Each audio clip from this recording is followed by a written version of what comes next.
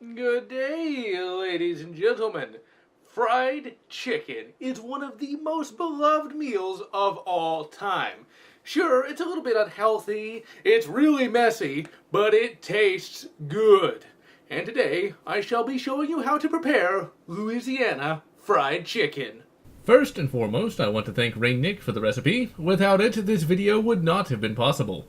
As with all recipes, certain amounts and times will differ from application to application and stove to stove, and amount to amount. Since this footage was recorded when preparing for Thanksgiving 2018, I am making a bunch of chicken. 3 packages, no less. First, you will need to gather all of your various seasonings. You will need salt, pepper, and garlic powder. To make things a bit easier, get an empty salt shaker and just mix all of your various seasonings into that.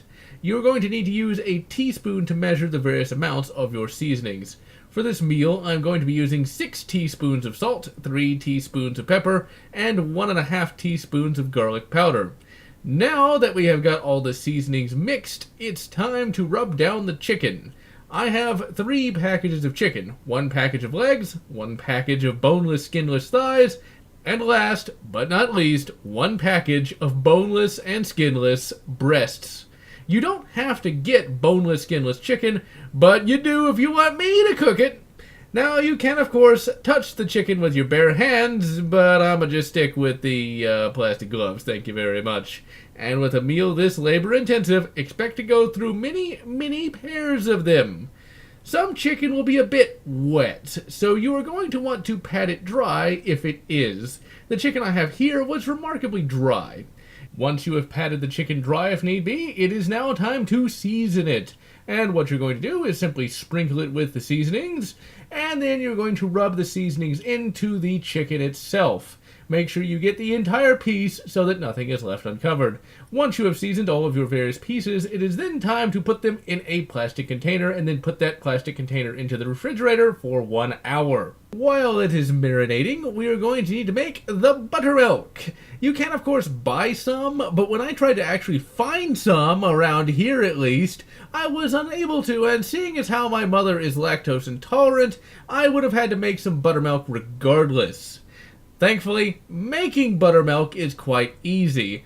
So what we have here is some real milk, and for the lactose intolerant, we have some soy milk. You can also use almond milk if you so choose as well. Since the vast majority of the chicken is going to be cooked with real milk, I'm using 2 cups of real milk and 1 cup of soy milk. To make buttermilk, you add 1 tablespoon of vinegar to 1 cup of any type of milk, be it real, soy, or almond. Since I'm using 2 cups of milk due to the sheer number of chicken pieces, I'm using 2 tablespoons of vinegar. For the soy milk, we will only need 1. Stir well and wait for it to thicken. Now, we need to prepare our receiving pan. All you need to do is just put down a double layer of paper towels to pick up the excess oil. Then we need to prepare the flour pan. We will need 3 cups of all-purpose flour. As the hour of marinating time comes to a close, it will then be time to get the oil ready. There are different types of oil one can use, but for the purposes of this meal, I am using canola oil, and I'm using 3 or so cups of it.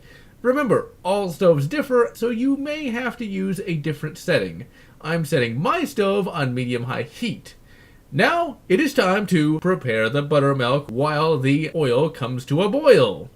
You will need a bottle of Louisiana hot sauce, and you will need to add 5 to 8 dollops. The amount of dollops you add will be dependent upon how hot you want the chicken to be. Now that the chicken is marinated, we are going to remove it from its plastic container and put it into a different bowl entirely. I have 2 here, 1 for the soy milk chicken and 1 for the real milk chicken. Pour the buttermilk over the chicken and make sure it covers all the various pieces, and once the oil is boiling, this is where the fun begins. You take each piece and coat it in flour and then drop it into the oil. And as it cooks, take care to turn it so that one side does not get burned. The time it takes to cook each piece will vary. The thing to look for is clear fluid coming out of a piece. Once a piece is fully cooked, take it out and then use a meat thermometer to check the temperature, taking care not to hit the bone. The temperature it needs to be fully cooked is at least 165 degrees Fahrenheit. If you are a metric heretic, the temperature needs to say 73.88 Celsius, or just wait till it hits 74 degrees Celsius. And essentially, repeat until all of your pieces are done. And this will take a long bloody time depending on how much chicken you have. One of the biggest problems when it comes to frying food like this is there's going to be popping oil and things of that nature, and it's a very, very boring process. But the chicken cooked in this manner is nothing short of exquisite. It's crispy, but it's much more of a natural crisp when compared to fast food offerings. And the chicken has a much more complex flavor as well. The soy milk chicken will have an identical flavor and will be just as good, but it will have a slightly different color. And yes, indeed, my mother enjoyed her chicken quite a bit. As for me, I enjoyed the fruits of my labors quite a bit. Not only did I enjoy the overall flavor and texture of the chicken, I also had a sense of accomplishment in that I was able to create, with my own hands, an excellent meal of rather high complexity. And overall, it was definitely worth all the time I spent making it. By the great bayou, is it tough to make, but is it good?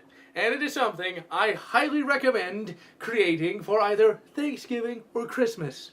Forgo the turkey and become a holiday heretic like me. And so, I am Generallotz, wishing you good homemade pizza and good homemade biscuits, whatever makes you happy. If you enjoyed this video, please consider subscribing, and if you can, please consider supporting me on Patreon so that I can continue bringing you this awesome content.